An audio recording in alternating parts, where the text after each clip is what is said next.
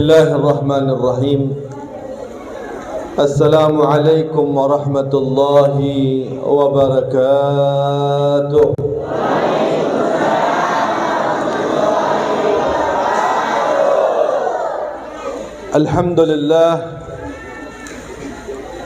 الحمد لله على نعم الله المتواترة وأياعده المتكاثرة ومنانه الغامرة، ثم الصلاة والسلام على سيدنا المصطفى والمجتبى وعلى آله وأصحاب الأندم الظاهرة. اللهم صل وسلم وبارك وكرم ومجد وعظم على سيدنا وحبيبنا وشفيعنا وقرة أعيننا محمد وعلى آل محمد وعلى أصحاب محمد وعلى قرابة محمد وعلى من تبعه إلى يوم الآخرة. أما بعد. Segenap para hadirin wal hadirat, para pengharap rahmat Allah, para pecinta-pecinta Rasulullah, para pemburu keberkahan serta ampunan Allah,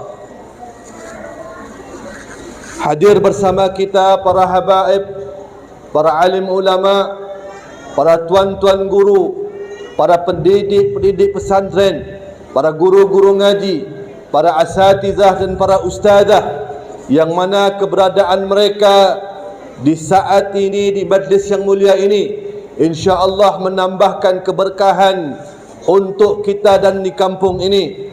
Dan kita yakin mudah-mudahan selama di kampung ada habaib zuriat Nabi, selama di kampung ada para ulama pewaris Nabi, maka insya-Allah itu kampung, bahkan itu negeri, insya-Allah akan senantiasa mendapatkan naungan dan keridhaan Allah Subhanahu wa taala.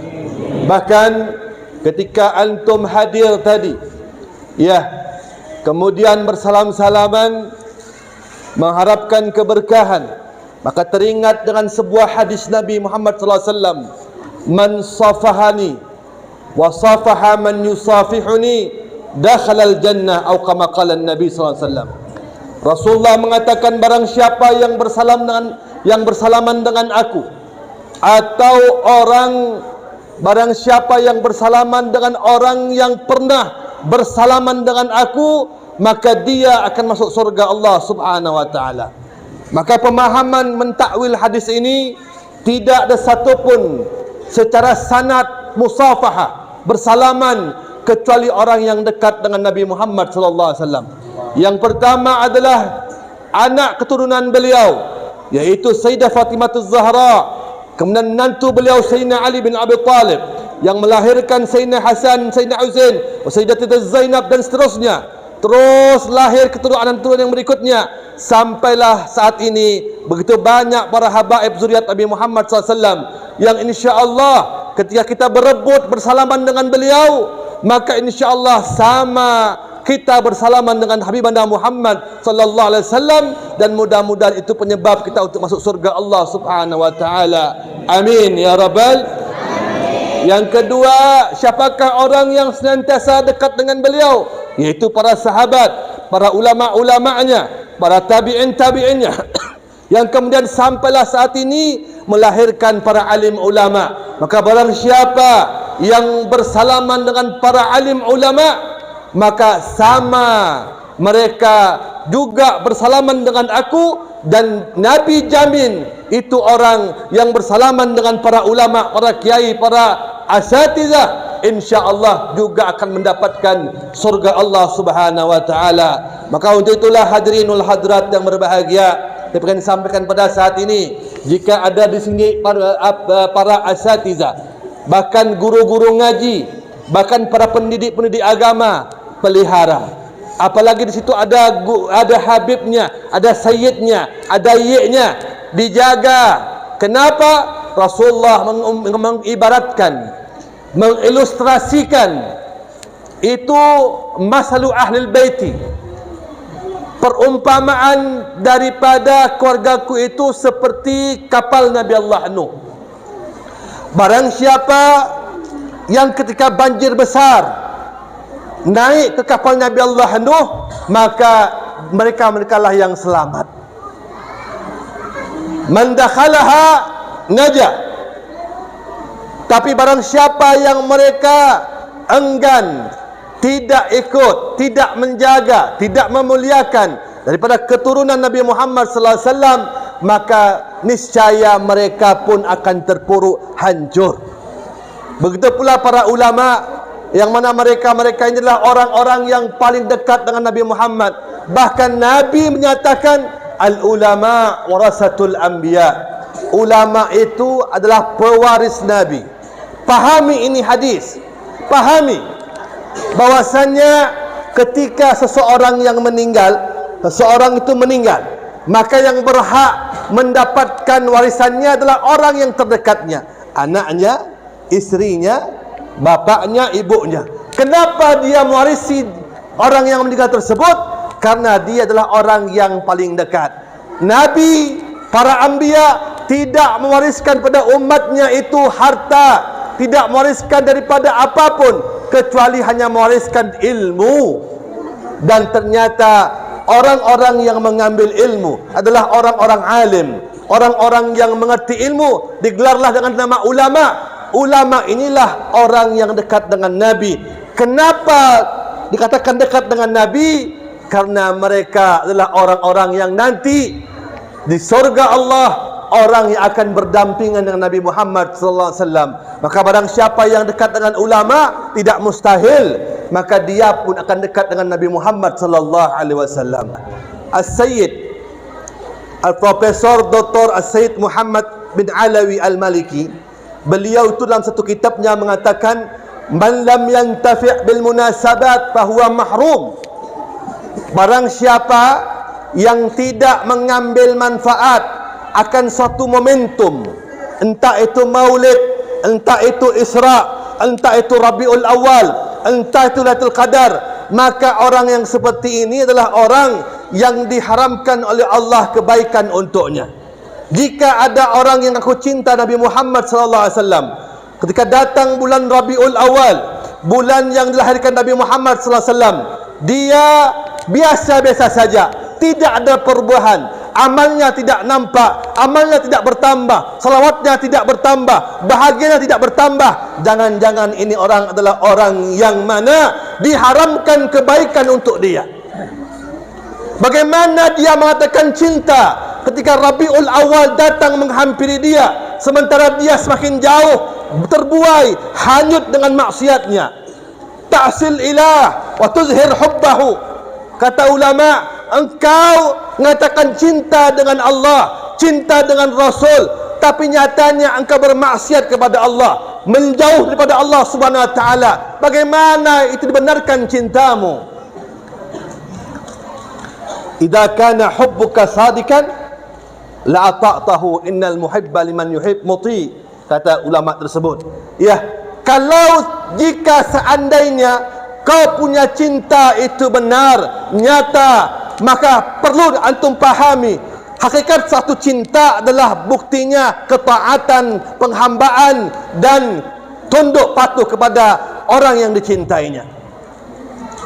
Makanya ada satu hadis atau makna hadis yang sering dibaca, yang sering digaungkan oleh para ulama, ya, kita ini kalau ngaku cinta dengan seseorang mesti ada bukti. Betul atau tidak?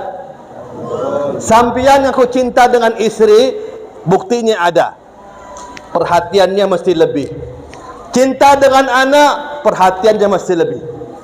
Cinta dengan Allah dan Rasulnya, Nabi juga mengatakan buktinya mesti ada. Maka di antara bukti tersebut diuraikan dalam sebuah hadis yang mengatakan sidqul mahabbah ala salasati khisal. Benarnya cinta seseorang itu dibuktikan dengan 3 hal, minimal seperti itu.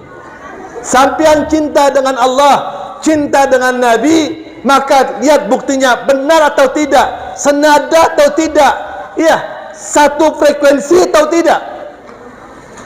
Yang pertama itu apa? Orang aku cinta dengan Nabi, cinta dengan Allah, an yakhtara mujalasata habibih ala mujalasati ghairih. Orang aku cinta dengan Allah dan Rasulnya tentunya lebih mendahulukan majlis yang disenangi oleh Allah dan Rasulnya ketimbang apapun. Wala aqwa ala naril jahimi fahab li taubatan waghfir dhunubi فإنك غافر الذنب العظيم. Yang kompak semuanya. Ilah tulir firdaus ahla wala aqwa ala naril jahim ذهب لتوبة واغفر ذنوبي فإنك غافر الذنب فهب لي توبة واغفر ذنوبي فإنك غافر الذنب العظيم. Karena engkau ya Allah zat yang maha memberikan ampunan pada hamba. Saya yakin ya Allah dosaku begitu banyak, tetapi Masya Allah ampunanmu lebih banyak daripada dosaku. Makanya Masya Allah indah hendak ini syair. Indah hendak ini syair. Maka itu kita nikmati sama-sama. Setelah kita tahu artinya kita nikmati. Ilahi lasdulil si ahla ولا أقوى على نار الجحيم فهب لي توبة واغفر ذنوبي فإنك غافر الذنب العظيم. Saya akhiri, yuk sama-sama jadikan kita punya semua yang kita miliki, anak, keturunan, waktu, umur, jabatan, pangkat, harta, berdayakan untuk mendapatkan ridha Allah dan Rasulnya. Mudah-mudahan insyaAllah kita semua diridhai oleh Allah Subhanahu Wa Taala. Akhirnya saya mengucapkan ribuan terima kasih kepada semua segenap panitia dan pengurus masjid. Mudah-mudahan insyaAllah perjumpaan kita kali ini dinilai oleh Allah Subhanahu Wa Taala, diberkahi oleh Allah Subhanahu Wa Taala, dan mudah-mudahan kita pulang ke rumah. Yang sakit insyaAllah Allah sembuhkan, amin. Yang punya hajat Allah kabulkan hajatnya, amin. Yang belum punya anak Allah berikan keturunannya, amin. Yang insyaAllah punya anak Allah berikan anaknya saleh salihat, jadi ulama semuanya, jadi orang saleh semuanya, jadi pengusaha yang baik, ulama yang baik, pemimpin yang baik, dan mudah-mudahan kita semua jadi insyaAllah kelak di akhirat berkumpul dengan Rasulullah sallallahu alaihi wasallam. Amin ya rabbal. La ilaha illallah, la ilaha illallah, la Muhammadan Rasulullah. Semuanya la ilaha illallah, la ilaha illallah, la ilaha illallah, Muhammadan Rasulullah. Allahumma hdina bihudak واجعلنا من بني السار وفي رضاك ولا تولنا وليا سواك واجعلنا من خلفك أمرك وعصاك. حسبنا الله ونعم الوكيل نعم المولى ونعم النصير ولا حول ولا قوة إلا بالله العظيم. دعواهم بسبحانك اللهم أتيتم بها السلام وآخر دعوان الحمد لله رب العالمين. بالله التوفيق والهداية والرضا والعناية. والسلام عليكم ورحمة الله وبركاته.